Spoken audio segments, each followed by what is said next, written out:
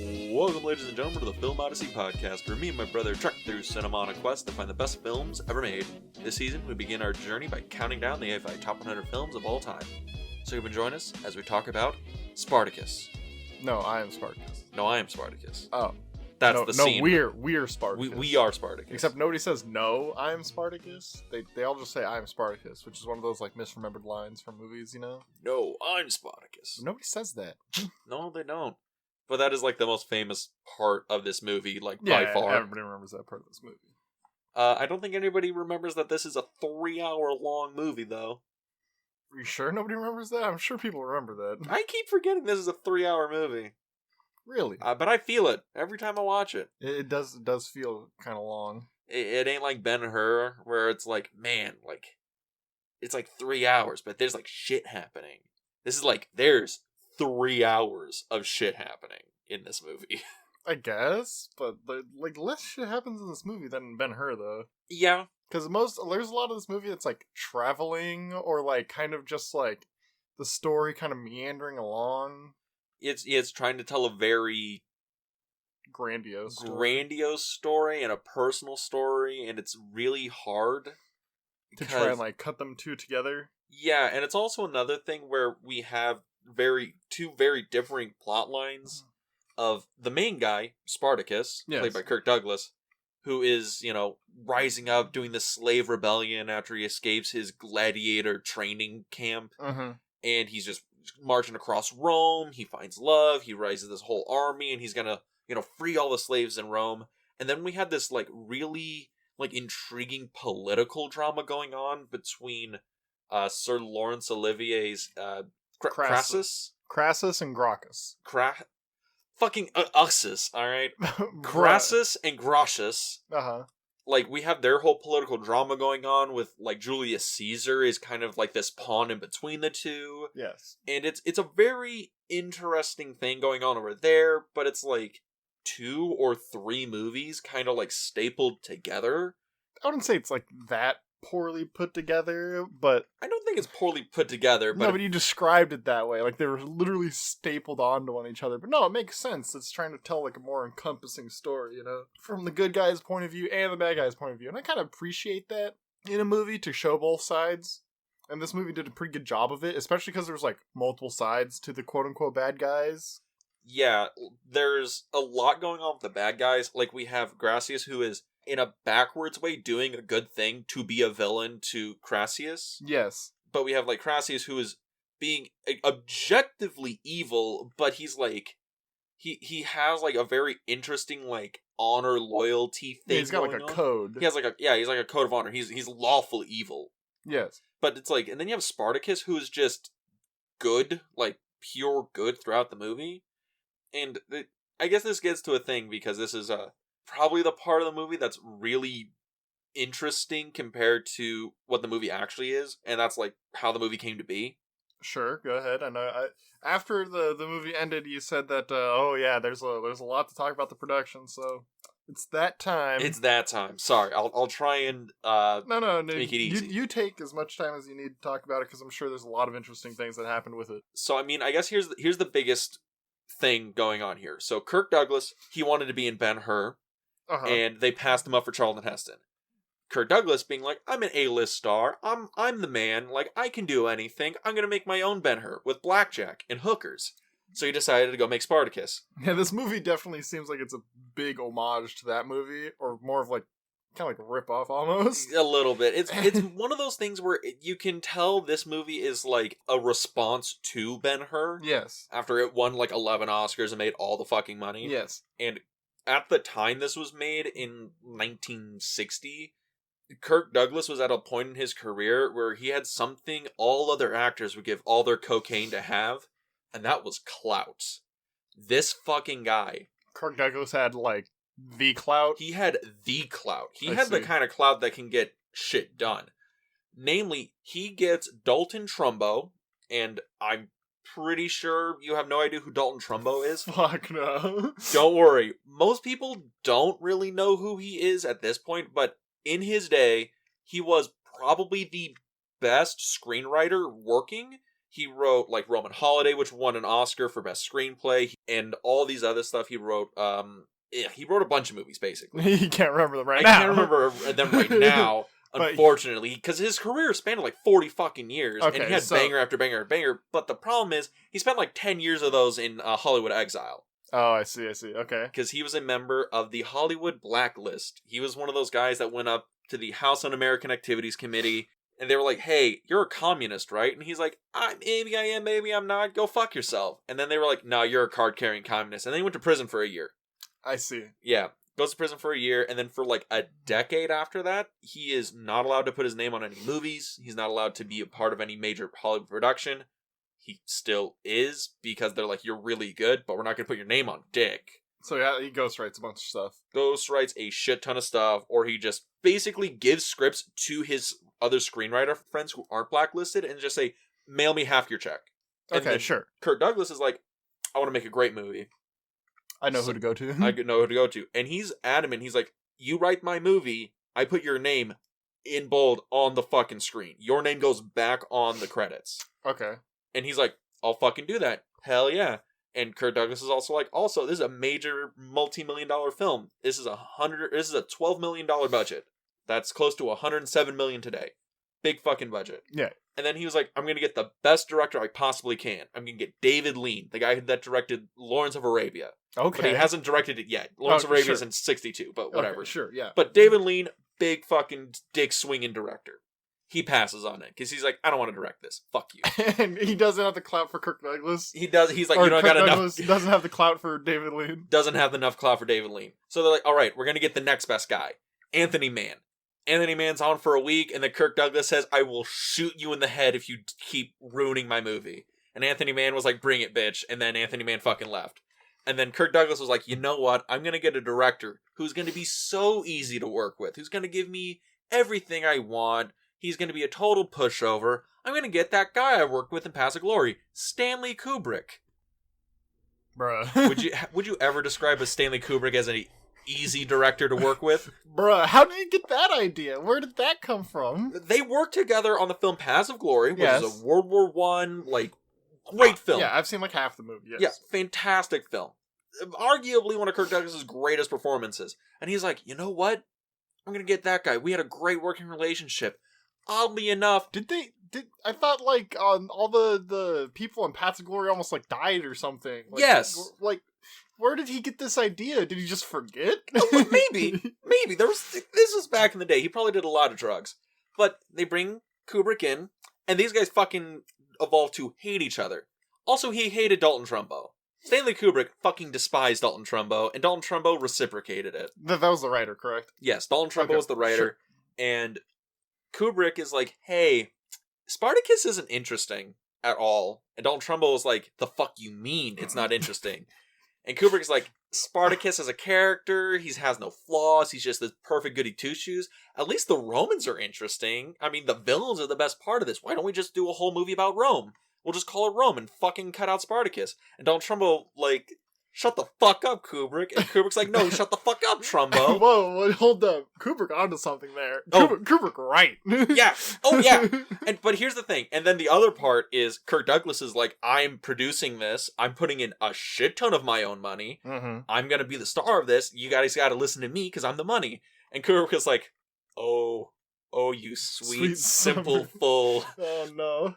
So, also, by the way, he tried to cut Kirk Douglas out of the entirety of the final cut of this movie. How? Aggressively. Good and then Kirk Douglas was like, no, fuck you, and put himself back into the movie. And then Kubrick's like, okay, we'll trim you down. And then he was like, why the fuck am I only in 30 minutes of my own goddamn movie, where my name's on the title? And he's like, fuck you. And then he was like, no, fuck you. And then, yeah. They re-edited the movie again? Like 3 or 4 fucking times. Sure. Fun fact, Dalton Trumbo had to hide in a trunk of Kirk Douglas's car to see the screenings of it. He wasn't allowed on set because he was a communist. And also Kubrick didn't like him. What the fuck? Dude, the 60s were a wild time. When did this movie come out? 1960 or 1960. So you mean the 50s was a wild time? Yes. I mean, this movie took like 5 or 6 years to be made. Okay. One of the actors' kids literally From when they were born to when they were in elementary school, they only thought their parents made Spartacus. They were like, that's the only thing they've ever made since I've been alive.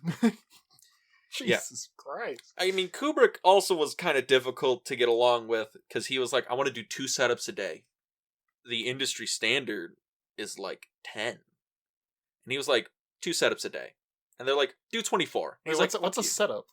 Like setting up the lights and shooting. Okay. So it's like lighting setups, like sets. Like he's going to do like 2 setups of lights a day. So if a scene has like 5 or 6 different shots and they require different lighting setups, he's only going to get 2 of them done. 2 of them fuckers a day. Because he wanted to be very precise. He also wanted to shoot on location in Rome. And they said, fuck you. And he was like, no, fuck you. And they're like, we'll let you do the outdoor shit in Spain. And he was like, do I still have to do the other shit in the studio? And they were like, yes. And he was like, fuck you. And you're like, yeah, fuck you too. Jesus. I'm going to say that a lot because that is 90% of this 90% of the background to this movie? Yeah. And this is going to be the last one where they're like, big fuck yous all around. Sure. So the cinematographer, Russell Meddy, he was like, hey, I'm going to shoot this movie in like a conventional manner. You know, this simple script. I can deal with this. You know, I do epics. We can do this. And Kubrick's like, no. I want this very particular style. I want a very particular pacing, very methodical, yada, yada, yada. And Meddy's like, bro, I'm the cinematographer. You're the director. Stay in your fucking lane.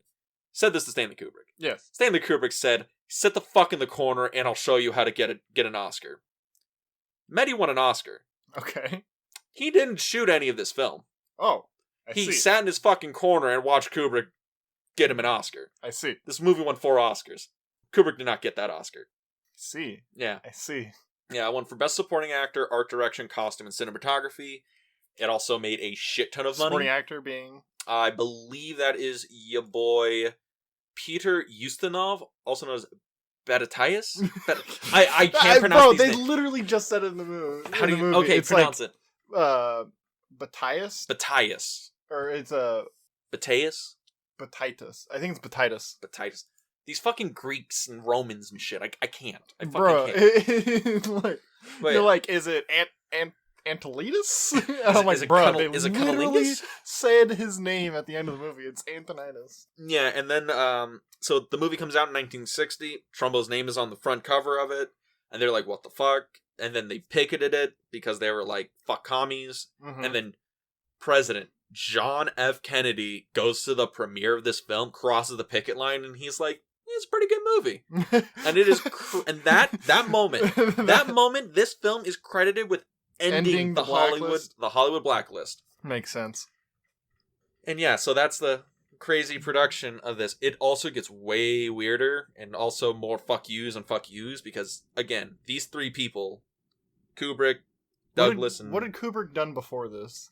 He had done Paths of Glory, he had done Fear and Desire, which was his first film, The Killing, Kiss Me Deadly, and I want to say that might have been it. He hadn't done Dr. Strangelove yet, because after Spartacus, he basically had gotten enough clout to do more or less whatever he wanted.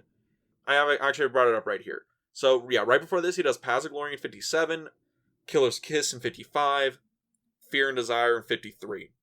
Oh, and The Killing in 56, missed that one. Well, those were his, like, films leading up to this. He does Spartacus. And so then really, he'd only been known for Paths of Glory before this? More or less, yeah. And other, like, noir flicks. But he was, like, an up-and-coming director. People took notice of him. But then they were like, okay, you did Spartacus. You did your studio film. You sold out for the masses. And then he was like, all right, I'm then going to go on to make some of the greatest films ever made. Like Dr. Strangelove, 2001. Barry Lyndon, Clockwork Orange, yeah, Full Metal Jacket. Yeah, we get the point. Get bangers after that. We get the point. Yeah. But yeah, so that's the wild, fun ride and why this movie's so important. There's something kind of weird, though. I can't really see much of Kubrick in the movie. Yeah, I can tell. There's a few camera moves, and there's a few setups, and there's like even some line delivery I can see like Kubrick in. But it is weird, because this feels so, like, alien. It feels like they were just trying to be Ben-Hur so hard. A little bit. They were trying to be these big Roman epics. You know, these sword and sandals epics. Which, you know, to their credit, it's a pretty good sword and sandals epic. Yeah. Oh, yeah. I don't know of any other sword and sandals, like, Roman epic that's going to be as good as this. can't really think of any. Not off the top of my head. I mean, Gladiator, Ridley Scott's Gladiator is a good film, but it's also like that is just the first half of Spartacus stretched out over like 3 hours. Yes, sure. You know? I mean, Ben-Hur kind of counts. I mean, it did take place during the occupation of Israel by Rome. Yeah. It's like a thing. There are not really many movies like it. Yeah, and it's like, I really have weird opinions of this, because I love Stanley Kubrick. He's my favorite director. Let's just say, did we like the movie or not? Did you like the movie? I can acknowledge it's a good movie. Me personally didn't particularly enjoy it. Sure. Mostly because I really felt there's parts of it where it was really slow, and I actually can see where Kubrick is coming from, where it's like Spartacus as a character is not that interesting. He is not. It's one of those things where the story is like this big epic spectacle is cool. You know, there's some really interesting moments. I think the villains are interesting, but yeah, like, it feels like half the movie drags. I thought the movie was fine. Yeah. It was okay. It was just kind of one of these things where, the villains are so much more interesting than Spartacus. Yes. It's almost like this the Romans are like the protagonist, and they're fight, and they're like where you're following the bad guy as like the main person for the story, and the antagonist is actually the good guy, which would be Spartacus. It feels like it's one of those movies. But it's like not committed. Like, I think I would have like said like 10 out of 10 really enjoy it, up the list type of thing, if it was that kind of movie where we're following the bad guys as they fight the good guy. Mm-hmm. Like, I would have been so in. And also, it's because I heckin' love this. Also, kind of movies. The villains in this, like, I'm sorry, Kirk Douglas, he was a fantastic actor. He passed away like 2 years ago. At like 103. Holy shit. Oh yeah, dude. He's old as fuck. Man. He was born like 1918. But yeah, so great actor. I've seen him in great movies. Bad and the Beautiful. Fucking honestly, his acting in this movie was fine. It's just his character kind of sucked. Well, here's the thing. His character kind of sucks. His acting's really good, but he's also like the villains. It's like Sir Laurence fucking Olivier and Charles Lawton, and I'm like, bruh, I'm so sorry. I'm so sorry. The guys you have to act opposite of are just fucking killers. I really liked Batiatus, or not. I put like a fucking like accent on that. Batiatus. Batiatus. Is it Taiatus or Titus? I think it's Batiatus. Batiatus. Peter Ustinov's character. Yes. I really loved his character and the delivery of his lines. It was so good. Oh god, one of my favorite lines he says in this movie is like, I wish luck to most of you, or it's like, I wish all of you luck and hopefully some of you survive, or something like that. Like right at the beginning. Like that, yes. And it's so funny. Like, he is the funniest person in this movie, and it all just comes off as he's just so like blasé. Yeah, just so natural. Like Crassus Sir Laurence Olivier. Crassus is coming to meet him, right? And he's got like the statue of the guy's mortal enemy, Gracchus. He's like, cover it with something. And it's just got like a blanket over it. Yeah. It is like... Oh, yes, I remember. No, I got it. He's just like, oh, Crassus is coming? Well, get the second best wine. No, get the best wine, but small goblets. It's like shit like that, where it's like, this guy wants to be in a Mel Brooks movie. He wants to be. He wants to be in History of the World Part 1. It like gets like what's it called? Like a representation of what like the Romans are type of thing. Like very clear into the early parts of the movie. Because we meet Gracchus, who is basically him, but bigger. Like with more power, Yeah. Like more lavish. Because it's like they're all these levels of slimy car salesmen. Yes. Because they're politicians. Well, those two are like hedonism bought, Oh, yes, the maple syrup. Delicious. But yeah, they're like all these levels of like corrupt and slimy, and then you have like Sir Laurence Olivier's Crassus character, who has like this honor about him, but he's also this guy who's like so conflicted about like who he is. And also there's like the oysters or snails scene, which is like, that's when that movie got real gay. Yeah, that scene was cut out of this movie when it was premiered, because they were like, that shit too gay.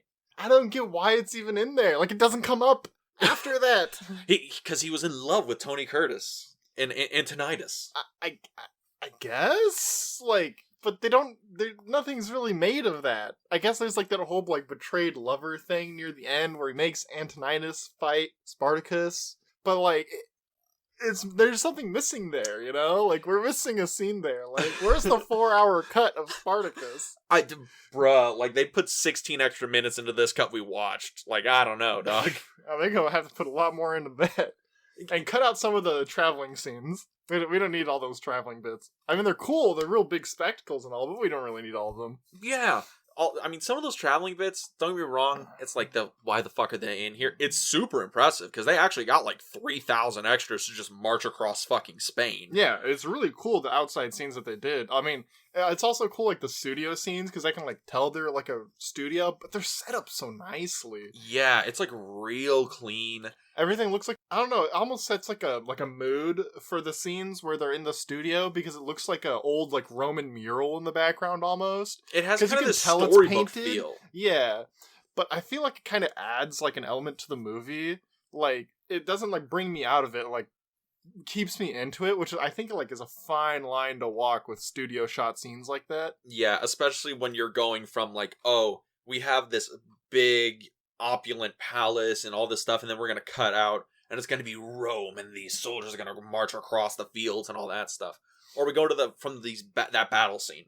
Oh yeah, we gotta talk about the battle scene. Oh, okay, so that thing was big, massive. So, holy shit! Was that the chariot race sequence of this movie? Yeah, basically. Except it wasn't quite as good, I would say, but it was definitely as, like, grandiose feeling. I mean, we did see, like, 12 guys get run over by flaming logs. That shit was crazy. That shit was crazy, because those guys, like, it runs over them, and they're still on fire! Yes, it runs over these people, like, actually, like, there's no cut, there's no edit there. They're not dummies. The log is on fire, there's people running from it. And then they get run over by the log, and now they're on fire. And it's not like, oh, it's a dummy or whatever that they threw down. It's like, no the guy gets up and tries to put himself out. Like, or it's like, oh, it's the log coming at the line of soldiers, and one guy tries to yeet himself over it, and he jump over the log, and they eat shit on the log that's on fire. And they're like fighting, and they're like sword play, and and they're on horseback, and horses are falling on top of each other. It's like, what the fuck? There's no safety protocols on that set. Oh, hell no.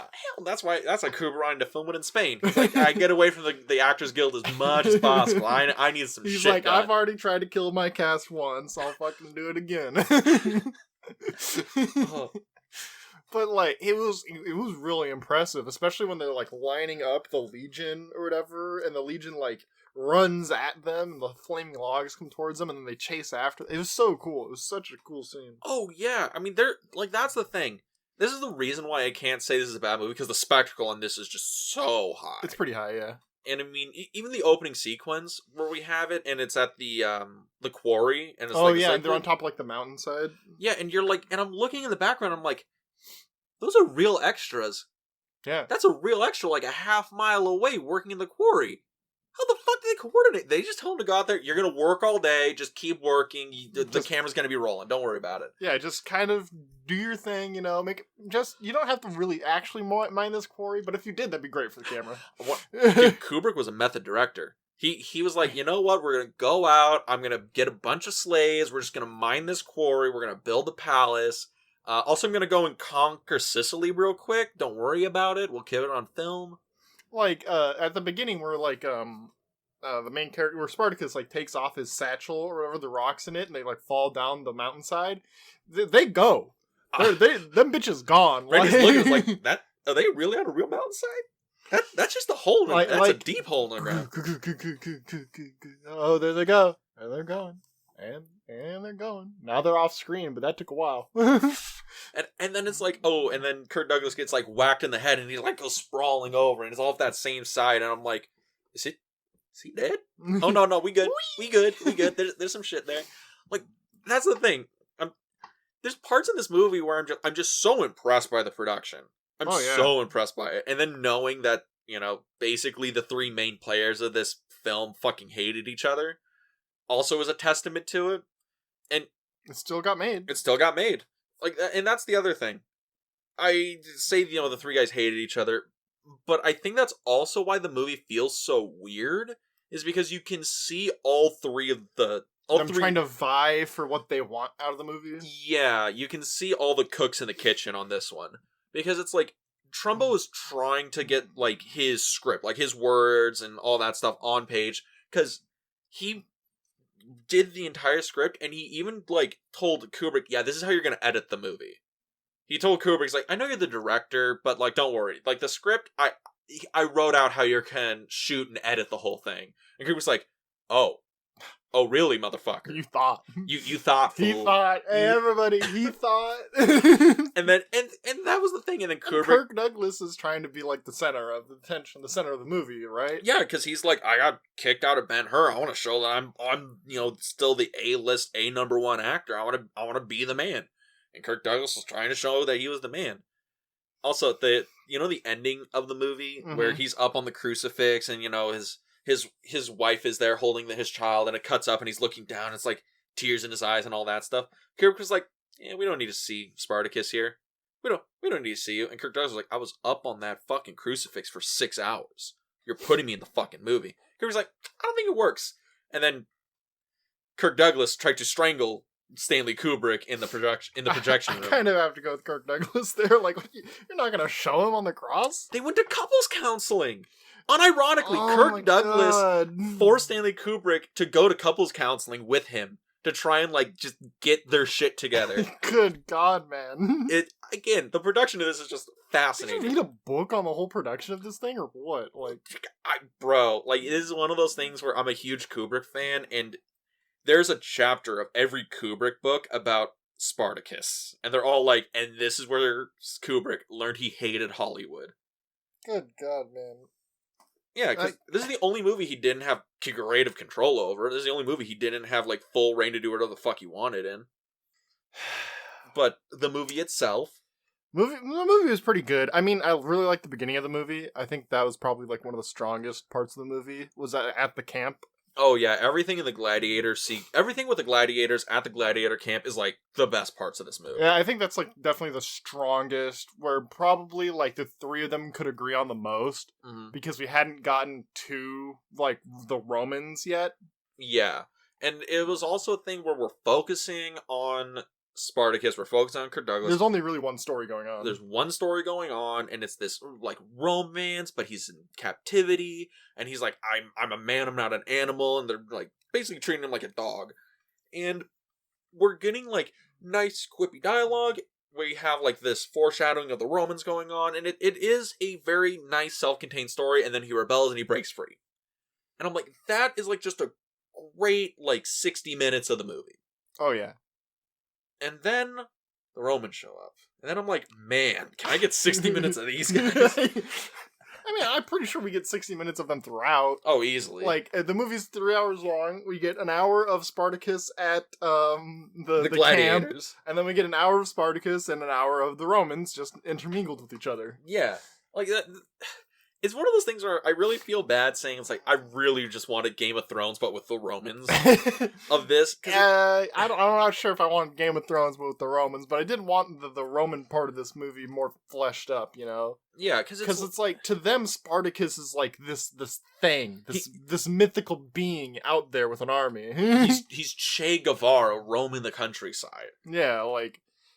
It's cool to see them, like, afraid of him, but thinking, like, oh, but he's just a mere slave. We could just conquer him. But you could tell that they're, like, afraid of him. They're just like, he conquered what city?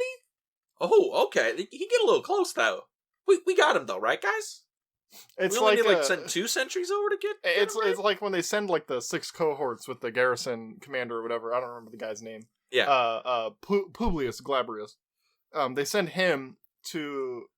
John Dahl, the actor's name. Thank you. That name was miles away. You're scouring the IMDb page, being like, "Who the fuck?" Look, unlike you, I don't read weird Greek Roman dialogues for fun. They say their names in the movie. All right. Anyways, fuck you. I can't spell John correctly. On the first try. So they send the current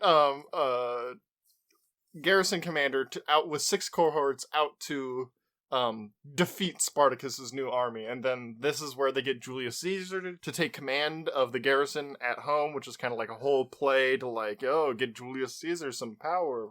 Because Julius Caesar is like Gracchus's best friend type of thing. It's like a whole power play type thing. Mm-hmm. But Publius, because, he's just like, they're just slaves. We'll be fine. He sets up his camp, doesn't put up stockades or anything, and gets rolled by Spartacus. Which easily rolled. He was caught with his pants down in his tent type of rolled. Yes. And it's just one of these things where it kind of, escalates from, it's just a slave rebellion to being like, that's a pretty big slave rebellion. They took down 6 cohorts of Roman legionaries. And now it's like, this ain't really a slave rebellion. This is like a straight up, Civil War kind of rebellion. Oh, these guys trying to conquer all of southern Italy. And it's like, well, now they have, Roman weapons and gear and whatnot. And so then they send, another legion after them, and they defeat the 19,000 strong legion. And then they're like, oh, fuck, we gotta really devise a plan to get rid of these. And this is where we can't all just muscle them out anymore.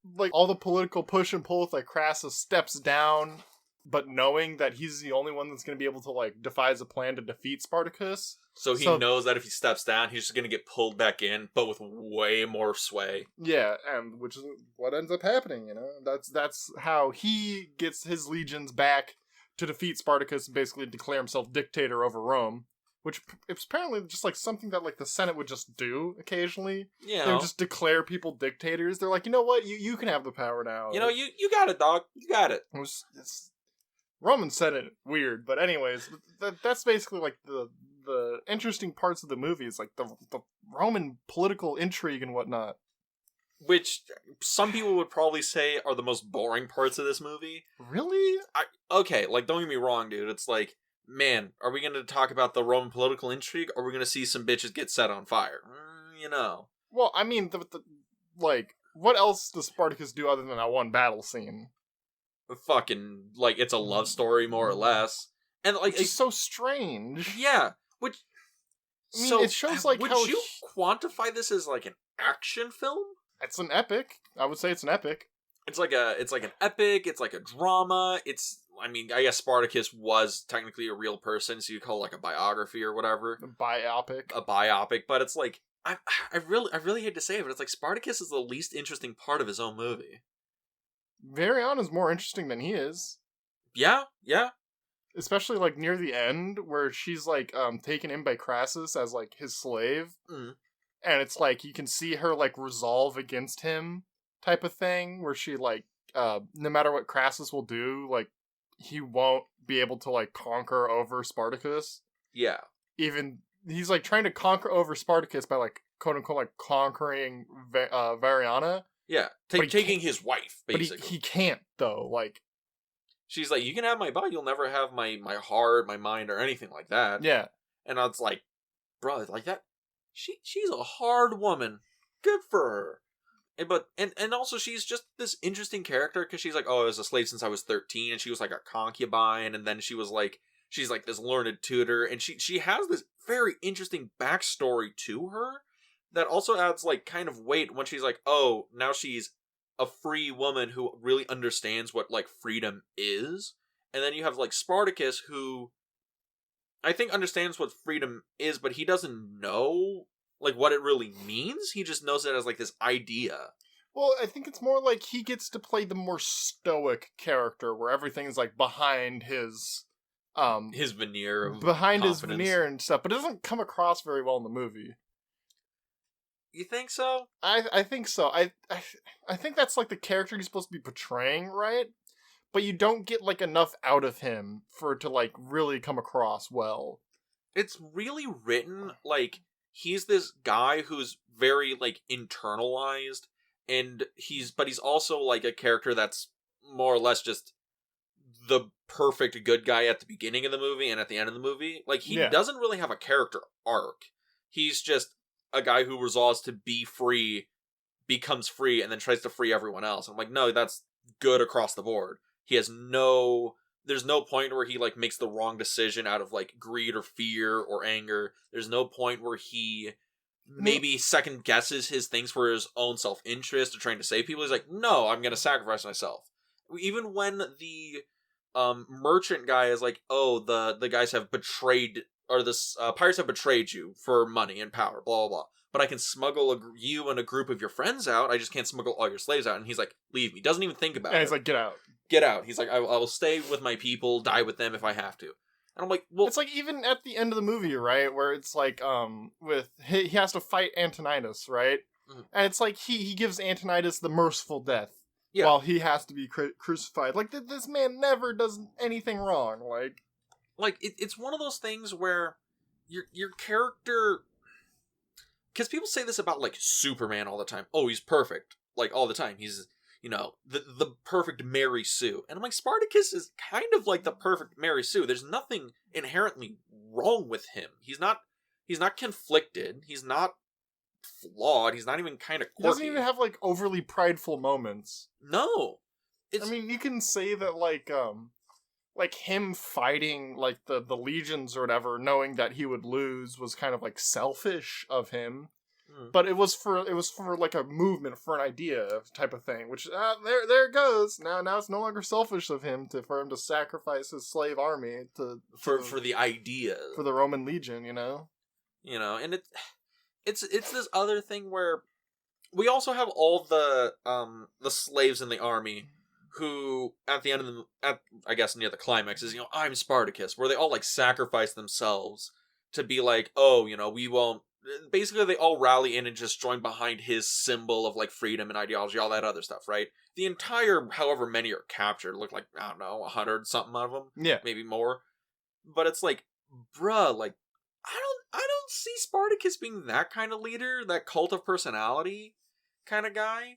It's like the same thing happened to Ben-Hur in the movie, right? Mm-hmm. Like, where he was the god, or what do they call him? The King of the Jews or something like that? Yeah, King of the Jews, God of the Colosseum. Yeah, but like, they were trying to do the same thing here, where it's like, now everybody's rallied around this idea, and it's just like, it was a little too on the nose type of, like, I liked that in that movie, I want to do it in mine too. It also just doesn't feel built up properly. It doesn't. We also see a couple of guys die during the battle, and it's like, wait, were we supposed to care about that guy?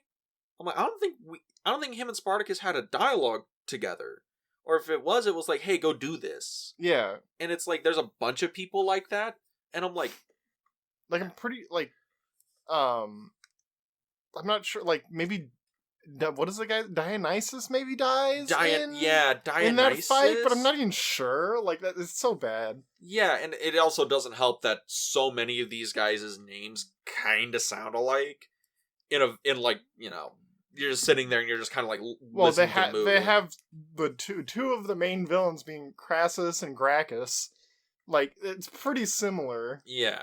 But watching the movie, it's like, it just felt like there wasn't enough respect paid to the supporting cast of Spartacus's unit to make it feel like, okay, this is why he's that kind of leader that can rally, the slaves and, bring this and rally for freedom. He doesn't really give, like, a speech to his own people that much, except for, like, one. Way at the end, where it's like, we're about to fight to the death for freedom. He gets the Braveheart speech. And it's, like, very plain, the speech, too, and short.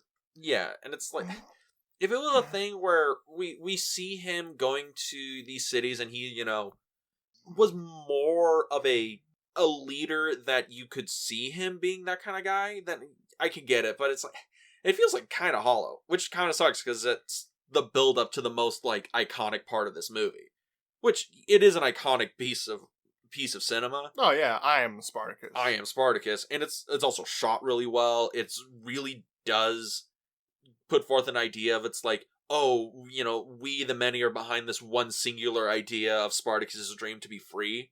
And I'm like, no matter how many of us you kill, you cannot kill the dream type thing. You cannot kill Spartacus, because Spartacus is a symbol of freedom. You cannot kill freedom. And it's like, it is a good message, and it's a really good piece of cinema, but it's like, man, was it just not delivered well. Did not build up well. Did not build up well. But it's something that was, like, done well was at the beginning, the fight between Spartacus and Draba. Oh, yeah. That shit was good. That shit was really good. Like, that was, like, modern action. And really nice and tense, and then, like, Draba at the end, where he throws the trident at the Romans. And it, like, hits the camera. It's so good. Oh, yeah. Like, I think the fight sequences in this movie are actually, like... really, really good. Yeah. Whoever did the choreography of this movie knew their shit. Definitely. And it's one of those things where it's like, watching the action in the movie, I was like, this is a little bit more like modernized action than you would probably get in like early 60s or 50s like Sword and Sandals movie. Oh, definitely. But I'm like, this is really, really good. I don't know. This movie feels so like lukewarm to me. Yeah. Although I did really like the whole like Draba sacrificing himself for Spartacus type of thing. Yeah. Where he goes after the Romans. That was cool. Oh yeah, I think that's a really integral moment to Spartacus, because it's like, oh, Draba, sacrificed himself to save Spartacus, and like Spartacus sees that ideology and she kind of like rides with it. Yeah, because that comes back to the whole thing where it's like when their camp rounds up the 2 Roman nobles, right, and tries to make them fight gladiatorially, and Spartacus lets them go and kind of like scolds the rest of his people, It's like, we are not like them, we will rise above it. Which is like a character building moment, but there's just not enough of them in the movie, I feel. It also feels like few and far between. It also feels like that's talking of the theme of the movie and not the characters of the movie. Yes. Because a lot of the theming of this movie, correct me if I'm wrong, it feels a lot based around like, the civil rights of like America of the 1960s, and like the idea of like, the abhorrent evils of slavery and things like that. There's a point in the movie where, it's better to die a free man than live as a slave kind of thing. And that's the whole pretty much crux of the last 20 minutes of this movie. It's like Trumbo's writing for a theme and not so much for the characters in this movie. And I think that's where the movie is kind of bumping against like Kubrick's directing, because he's like, oh, I want to analyze like the characters, and the characters in this for Spartacus' size is not that interesting. The Romans are interesting because they're the bad guys and they're more complex. And then Douglas is like, I won't be on screen. I think that's kind of like something that really hurt the movie, is that they were building Spartacus up as an idea and not so much as the character, and it doesn't come across very well. Yeah. I mean, good ideas. Yeah. Strong ideas. Yeah, I mean, like, they just didn't really get there, Like, it was a good attempt to be like, oh, we're going to build a Spartacus as this idea. He's going to be the themes of the movie, right? He will be the symbol of freedom and civil rights, and we are all created equal, and we shall not have this, like, hierarchy. But, like, it doesn't come across well in his character. No. It's one of those things where I feel bad ragging on this movie, because it's a good movie. It was just, there's something missing there. I guess kind of leads us to the question, its place on the AFI 100 films. There's got to be something else we can talk about before we get there. I always do this. You're always like, as soon as I hit into that, when it's like, oh, you're the like, conversation's time to wrap it up. Well, I'm always like, hold on, there's got to be something. Oh, the score was good. Oh, the score was fantastic. I think the score, like, from beginning to end was fantastic. Yeah, it was good. And it comes down to most people who do scores for movies, I think they have like 2 months, 3 months tops to work on a score for a film. The composer for this film, I think, had like a year and a half. So he had plenty of tons of times to work on it, and that was because of a lot of the vying of the main power players. Shooting, reshooting. No, only 2 setups a day. And it's like, no. We want this. Okay, Cooper wanted 2 setups. The studio wanted 24 setups a day. They wanted to power through this, and he was like, "No, fuck you." And then they were like, "All right, we'll do 8." And he was like, 8? They're like, "Yeah, we're doing 8." Oh, fine, I guess we'll do 8. Industry standard's 10. And he was like, I guess I'll do 8. Ooh. But yeah, the score was really good. The score was fantastic. The shots in the movie, everything looked great in the movie, I thought. Oh yeah, no, this is a beautiful movie. Ooh, there was one thing I didn't like about some like the shooting and whatnot at the beginning of the movie. At the very beginning, like right after, so like when Spartacus first gets to the gladiatorial camp, it's kind of hard to distinguish him out from the rest of them at the beginning, because you're not like so used to seeing Kirk Douglas's like face in the movie yet. You're not like used to his character. Mm-hmm. And it kind of gets hard to like distinguish him from the other people. Like when the guards are coming, like at first I thought like the guards are coming up to the table where they're like writing off the concubines, right, to give to the gladiators. I thought every time one motherfucker walked up to that table, I thought it was fucking Spartacus. And then I realized, no, those are the fucking guards. Yes, you dumb fuck. I couldn't tell who the fuck, like, because also the shots in there are, like, supposed to be, like, really dark and, like, moody, naturally lit type of thing. But it's just, like, half the time I was like, which one's fucking Kirk Douglas? Like, well, the whole thing with, like, Kirk Douglas there, it's like, when he's coming into the camp, I'm like, oh, him kind of looking the same as everyone makes sense, you know, he's just another of the slaves.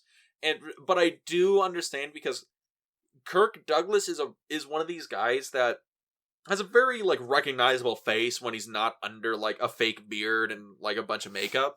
But if he's under any amount of makeup, he just looks like a normal dude. Well, it's like, how I distinguished him was the haircut, because he's got, like, the blonde, flat top kind of thing going on. He's got the, yes, I'm rocking the pompadour from 1955 over here.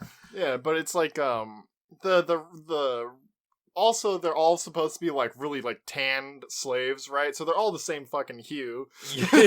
Yeah.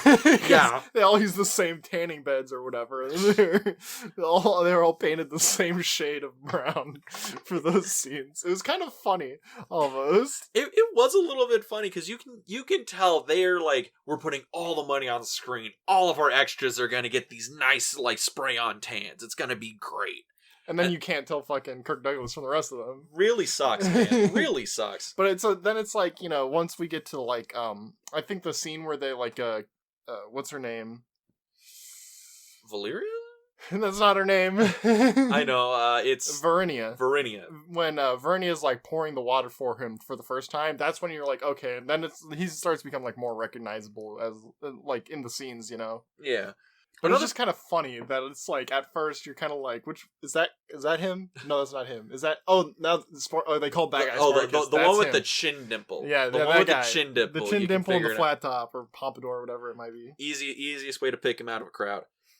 But yeah, another thing that I think is actually really interesting about this film, like Sir Laurence Olivier as Crassus, and it's like he has this hatred of Spartacus, but he's like, doesn't even remember who he is or what he looks like. I know, it's so cool. Right? Because he's like, wait, Spartacus? I recognize the name.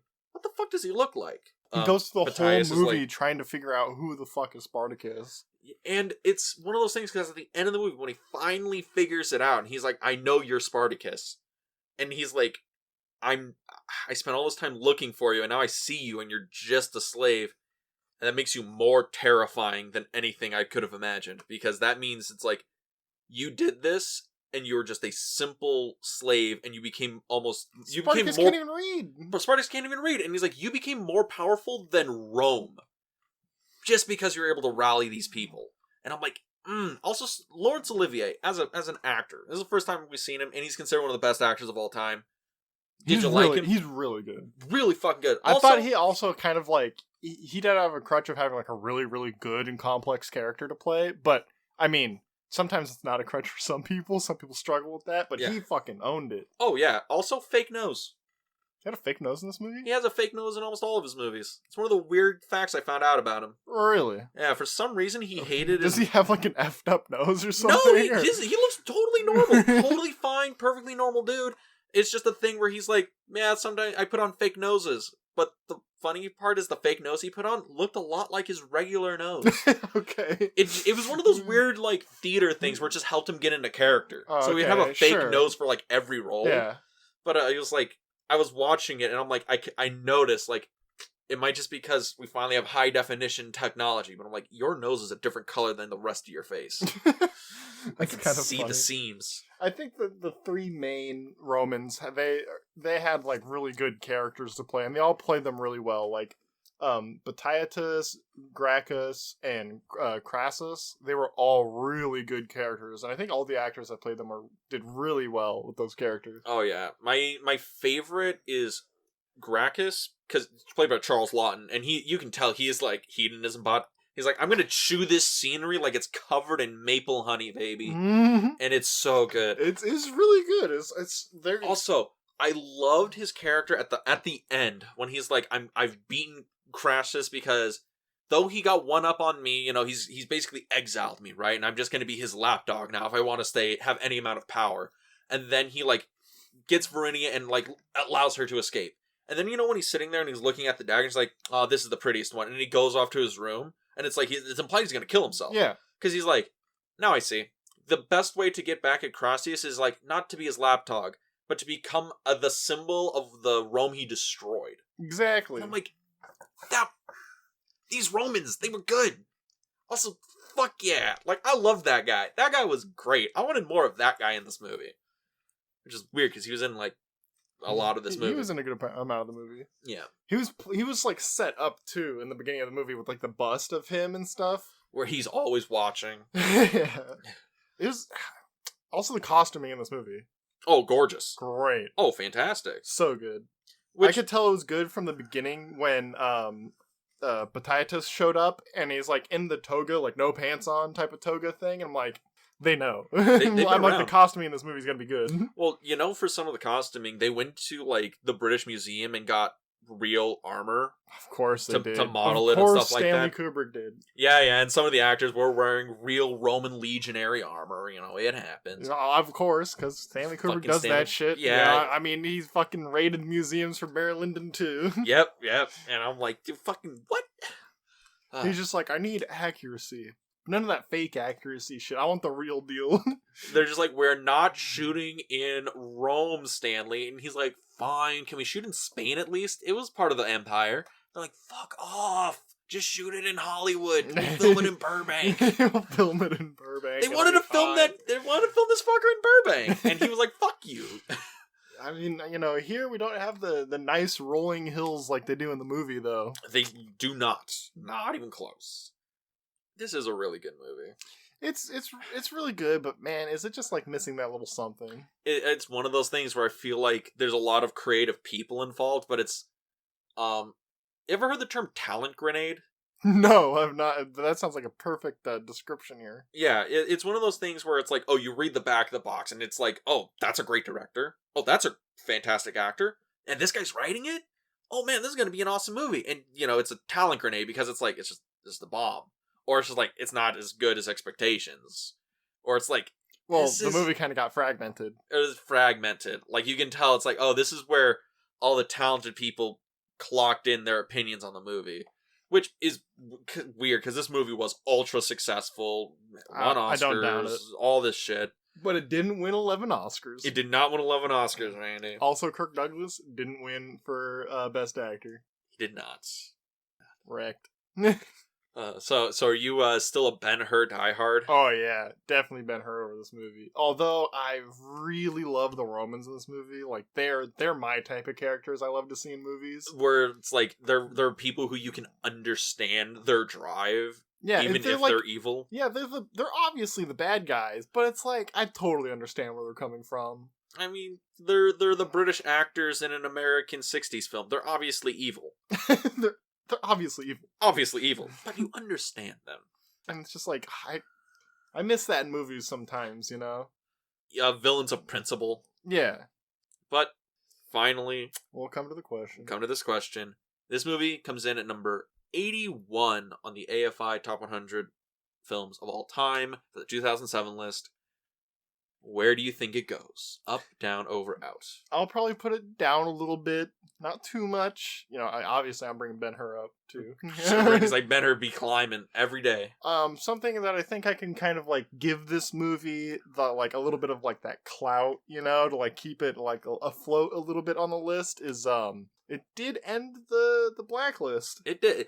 That is very important for American cinema specifically. This very film, important. I feel that's kind of why it's on this list, is because it has such an important place in Hollywood history and, like, American film culture.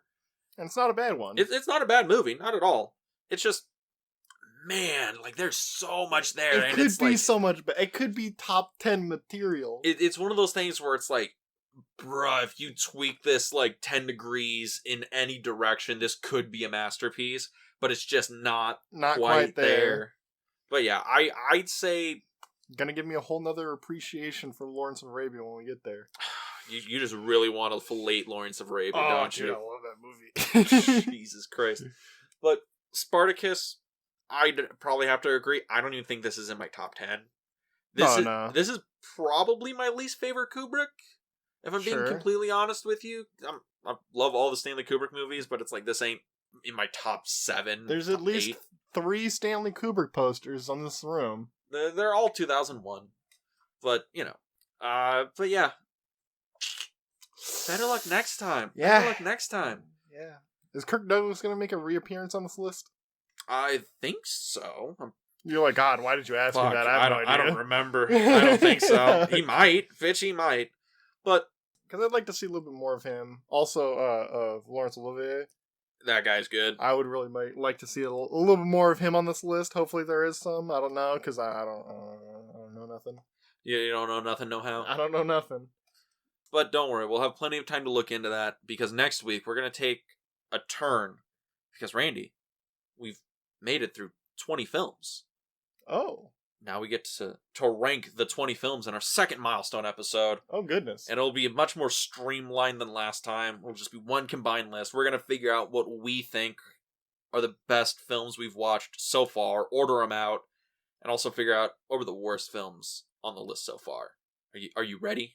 It's going to be 12 Angry Men. We already know. Nah, dude, not even close. Sunrise. Sunrise is S tier. Sunrise was good and all, but come on. Bruh. It was good, but like... Bruh, it was amazing. Bruh. Alright. That's a little bit of a spoiler. Well, don't worry. After that, though... After that when we get back to the list... Yes, we're going to start with number 80, which is a Billy Wilder film. This movie is fantastic. It's called The Apartment. It's gonna be great. You've recommended me watch this movie about like 4 or 5 times already. Yes. So I'll finally get around to it. It's great. I think it has one of the best scripts ever written for film. I'm looking forward to it, and I hope it doesn't disappoint. Because, you're going to hype this up, and I'm going to be disappointed. You're always disappointed. Mm-hmm. That's the whole point of this podcast. I bring you great movies, and you're just like, it's fine. It was okay. Not even as That's good. 2 weeks from now. Next week, we'll be ranking the 20 movies we've seen so far. But yeah, if you wanted to keep up with that, you can always find us on our YouTube channel, In the Frame. That's right, YouTube In the Frame. You can also find us anywhere podcasts can be found. Spotify, Apple Podcasts, Google Podcasts, anything like that. You can always find us there at the Film Odyssey podcast. And with that, Randy, any last words? I'm Spartacus. No, I'm Spartacus. He doesn't say no. Fuck you. No, fuck you. No, fuck you. I'm Stanley Kubrick. No, fuck you. No, you. All right, everybody, have a good week. Have a beautiful time.